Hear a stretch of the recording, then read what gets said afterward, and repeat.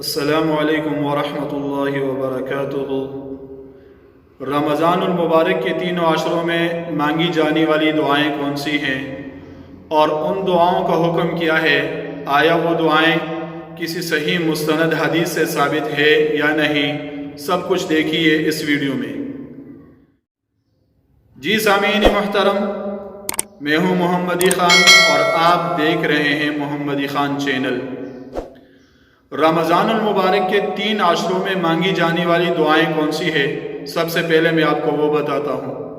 پہلے عشرے میں جو عمومی طور پر یہ کارڈز وغیرہ پہ لکھا ہوتا ہے یا سوشل میڈیا کے تھرو جو ایک دوسروں کے بھیجا جاتا ہے، وہ جو مشہور دعائیں ہیں، ان میں سے پہلی دعا یعنی پہلے عشرے کی دعا وہ ہے رب اغفر وارحم وانت خیر الراحمین، اور دوسرے عشرے کی دعا استغفر اللہ ربی من کل ذنب واتوب الیہ، اور تیسرے عشرے کی دعا اللہم انک عفو تحب العفو فاعف عنی یا اللہم اجرنی من النار۔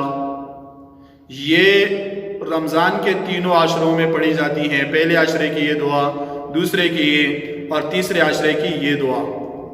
اب ہم آتے ہیں دوسری بات کی طرف، کیا یہ دعائیں کسی صحیح حدیث سے ثابت ہیں؟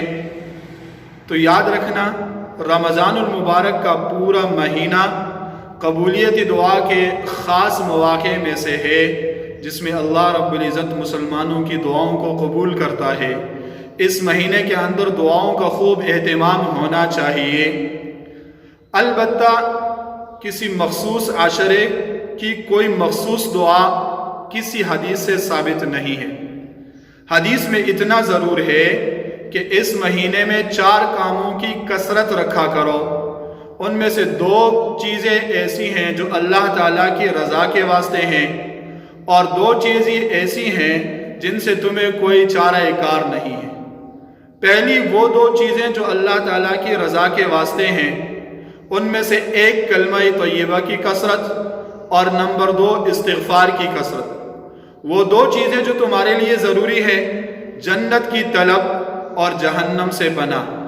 اس لیے لا الہ الا اللہ، استغفر اللہ، اسألک الجنت واعوذ بک من النار کے الفاظ منقول ہے بیہقی اور صحیح ابن خزیمہ وغیرہ میں۔ اس لیے اس دعا کے اہتمام کے ساتھ ساتھ اللہ تعالیٰ سے اس کی رحمت، مغفرت، بخشش، سلامتی ایمان و بدن اور فلاح دارین، ہر کار خیر کی دعا کثرت کے ساتھ کرنی چاہیے۔ لیکن رمضان المبارک کے ان 3 عشروں کی یہ مذکورہ دعائیں کسی حدیث میں اس طور پر وارد نہیں ہوئی ہیں کہ پہلے عشرے میں یہ دعا پڑھی جائے، دوسرے عشرے میں یہ دعا پڑھی جائے، تیسرے عشرے میں یہ دعا پڑھی جائے۔ ہاں، البتہ ایک حدیث ہے جو سند کے لحاظ سے ضعیف یا حسن لغیرہ ہے، لیکن مذکورہ فضیلیت میں وہ قابل عمل درجے کی ہے۔ اس حدیث میں ہے کہ اس کا پہلا عشرہ رحمت کا، دوسرا مغفرت کا، اور تیسرا جہنم کے آگ سے خلاصی کا ہے۔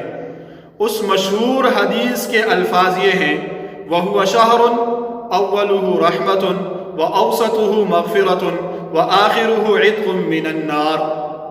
اسی بنا پر جو دعائیں قرآن میں رحمت کے طلب کے معنی میں آئی ہیں یا مانگی گئی ہیں، ان دعاؤں کو بھی مانگا جا سکتا ہے۔